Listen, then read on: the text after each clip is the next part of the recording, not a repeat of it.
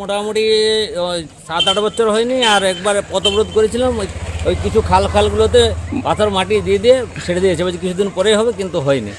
জোসনা মান্ডি ছিল। উনি কি আসতেন না? না, ওই ভোটের সময় একবার আসতে আর আসতে না।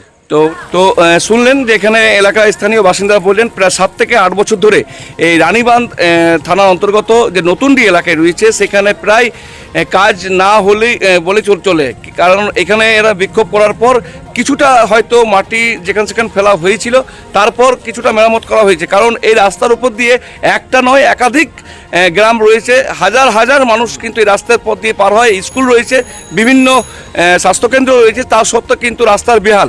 আর কিছুদিন পরেই কিন্তু রয়েছে ইলেকশনের মাথায় বিভিন্ন দলের যারা প্রার্থী রয়েছেন তারা কিন্তু সেই ভোট প্রচারে কিন্তু আবার সেই রাস্তা দিয়ে আসবেন, এই রাস্তা কিন্তু দেখতে পাবে, তা সত্ত্বেও বেহাল অবস্থা কেন? 8 বছর ধরে নরক যন্ত্রণা রানীবাঁধের নতুনডি এলাকায় ক্ষোভে ফুঁসছেন গ্রামবাসীরা। রাস্তার নাম আছে, কিন্তু রাস্তার দেখা নেই। গত 8 বছর ধরে এমনই করুণ পরিস্থিতির শিকার বাঁকুড়া জেলার রানীবাঁধ থানার অন্তর্গত নতুনডি এলাকার হাজার হাজার মানুষ। পিচ উঠে গিয়ে বর্তমানে রাস্তাটি কার্যত মরণ ফাঁদে পরিণত হয়েছে। বারবার প্রশাসন ও জনপ্রতিনিধিদের জানিয়েও মেলেনি সুরাহা, যার ফলে ক্ষোভের পাহাড় জমছে স্থানীয় বাসিন্দাদের মনে। দুর্ঘটনার হটস্পট নতুনডি এলাকার এই গুরুত্বপূর্ণ রাস্তাটির ওপর নির্ভরশীল পার্শ্ববর্তী একাধিক গ্রাম। প্রতিদিন কয়েক হাজার মানুষ এই পথ দিয়ে যাতায়াত করেন।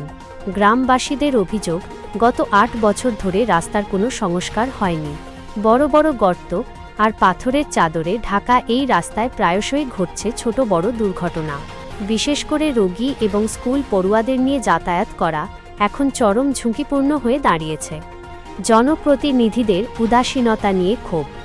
এলাকাবাসীদের নিশানায় মূলত এলাকার জনপ্রতিনিধিরা। স্থানীয়দের দাবি, বিধায়িকার অনুপস্থিতি।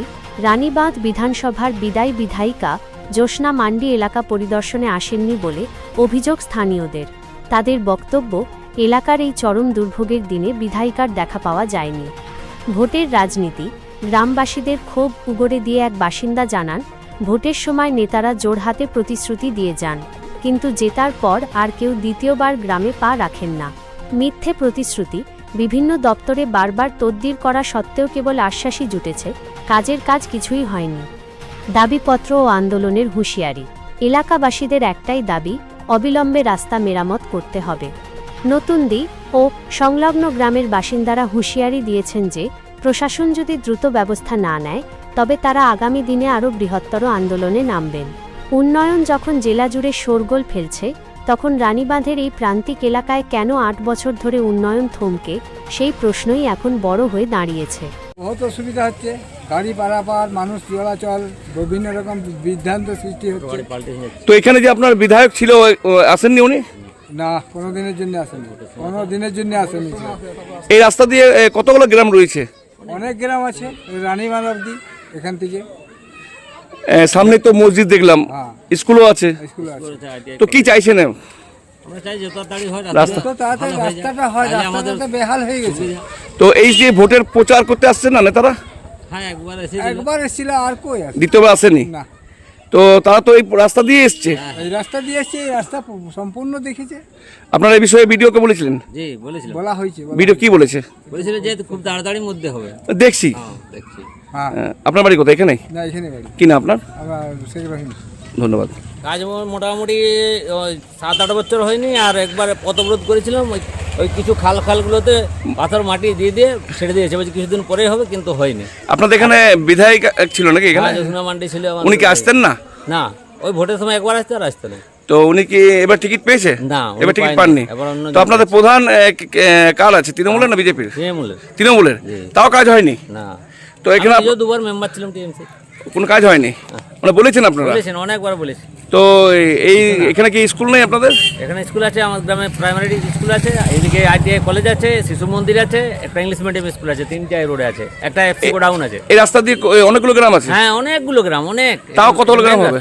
বহু গ্রাম, প্রচুর গ্রাম। হ্যাঁ, রাস্তা শেষ নেই তো, রাস্তা চলে গেছে, মেনে চলে গেছে। তো সামনে তো ভোট। হ্যাঁ। তো এই রাস্তা বেহাল অবস্থা, কি বলবেন? বেহাল অবস্থা। আমরা এখানে ভিডিওকে জানিয়েছিলাম, প্রশাসনে জানিয়েছিলাম, এসেছিল, দেখেছে, বলেছিল তাড়াতাড়ি করবো, কিন্তু করেনি। কি নাম, জায়গার নাম কি? এখানে নাম নতুনডি, রানীবাঁধ থানা, রানীবাঁধ, জেলা বাঁকুড়া। আপনার নাম? আমার নাম শেখ ইয়াকুব আলী।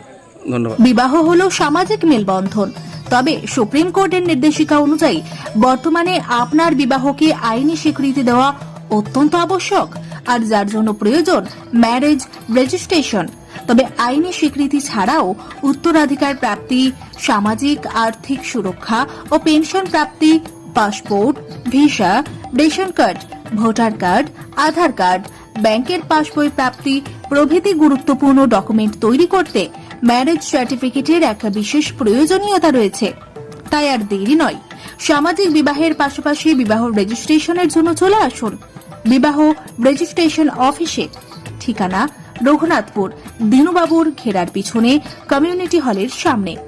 সোম থেকে শুক্র বেলা 11টা থেকে বিকেল 4টে পর্যন্ত ম্যারেজ রেজিস্ট্রেশন করা হয়। যোগাযোগের নম্বর 9635488286, এছাড়াও 700142677721।